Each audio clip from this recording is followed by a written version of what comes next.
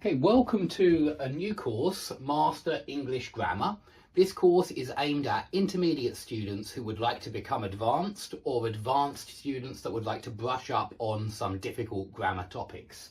So it's EFL students, it's aimed at foreign students, people who learn English as a second language. Okay, so present simple, present continuous. I think everybody already understands that present simple is for actions that happen regularly or statements which are always true. So if you say on Mondays, this is something that happens regularly. So this is a signal that you need to use present simple, which is you play, he plays, you don't play, he doesn't play, negatives, and do you play, does he play, questions.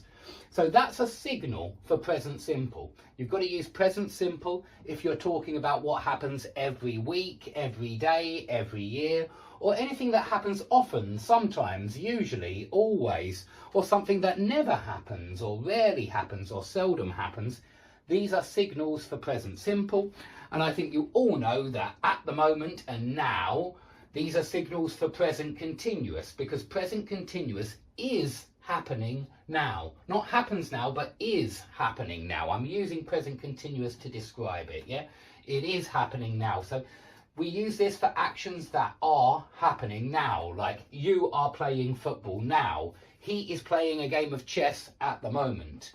You aren't playing your piano at the moment, yeah? He isn't playing cards with us at the moment, yeah? And it can also mean future plans sometimes, this one, so be aware of that, certainly. For example, are you playing football on Saturday? Would be a question about the future. Are you playing football on Saturday? Or is he playing with us on Saturday? Yeah, so it can be future plans as well. Now, the majority of this lesson is actually going to be about stative and dynamic verbs, because I think it's something that's often overlooked when we teach these two tenses. So I want you to know right from the beginning of this course about stative verbs, and here's a list of stative verbs. And these verbs are important because they are only used in simple tenses. They aren't used, although there are some exceptions, I must admit, but I would like you to just learn that they aren't used in continuous tenses because it will make your life easier. But if you're dealing with these verbs, and I want you to notice what these verbs are generally about.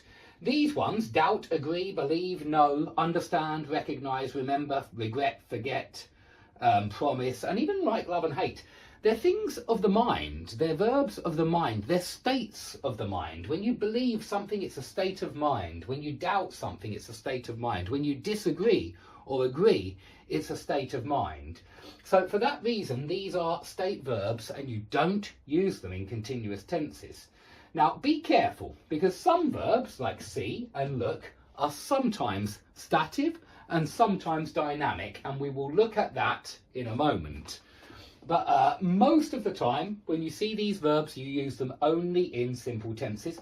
And these are all states of the mind. They're also whether you enjoy something, although enjoy is not a stative verb. You can say, I am enjoying the party. In fact, it's very natural.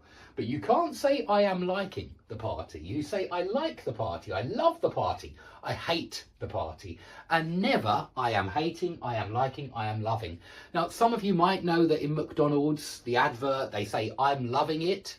But that's grammatically wrong, okay? I want everybody to know that that is grammatically wrong. I think they're doing it on purpose because they want to sell more junk food to young people that don't realise it's junk food. And so they use grammatical mistakes to try to sound cool and groovy, fashionable. Yeah, it's not allowed. Yeah, you would never say I'm loving you to your wife. Yeah, you don't. You say I love you. Okay, now these ones are all about perception. See, hear, look, sound, taste. And if you're dealing with perception in the ordinary sense, well, we'll look at look, which is a special case in the moment, and see. But if we just, talking about something that you can hear, you can say, I hear the school bell, and not I am hearing the school bell. And you say something like, I see a man on the horizon, and not I am seeing a man on the horizon. You say, that sounds great, and not that is sounding great. And you say, you look fantastic, although sometimes you can say you are looking fantastic. You can actually. But most of the time with look, and especially when it's look like, yeah, it will be stative, okay? So we'll come back to that one in a second. But yeah, sound is another one. Really, let me start explaining. If these verbs refer to an action, then they do become dynamic. So sound can just mean like, that sounds great, that sounds awful. When we're dealing with that, we're talking about opinion. When you say that sounds awful, that's your state of mind, that's your opinion about something. But if you sound the alarm, that's an action, meaning make the alarm go off, activate the alarm. And so if you sound the alarm, that is an action, and that's very dynamic. So you can say the captain of the boat is sounding the alarm because we are sinking. Yeah, so he is sounding the alarm is perfectly acceptable. So sound is another one with a dynamic form and a stative form. And taste is another one. If you just want to say that about your opinion, this meal tastes fantastic, this meal tastes disgusting, that's your opinion, that's stative. But if you are tasting something, the action of tasting the soup, for example, yeah, I think it's quite nice to taste the soup. So you can say, he is tasting the soup at the moment. That's okay as well, because that's an action. So you can see that the actions are dynamic, they're continuous, and it's the states of mind, or especially opinion. Yeah. So these all refer to possession. And when, or in some sense they do, maybe not all of them, but they kind of, a lot of about possession. If you have a car, that's stative. You never say, I am having a car. You never say, I am owning. You say, I own a car.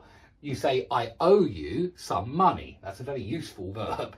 But you don't say, I am owing. So that's a state, yeah? It's a financial state.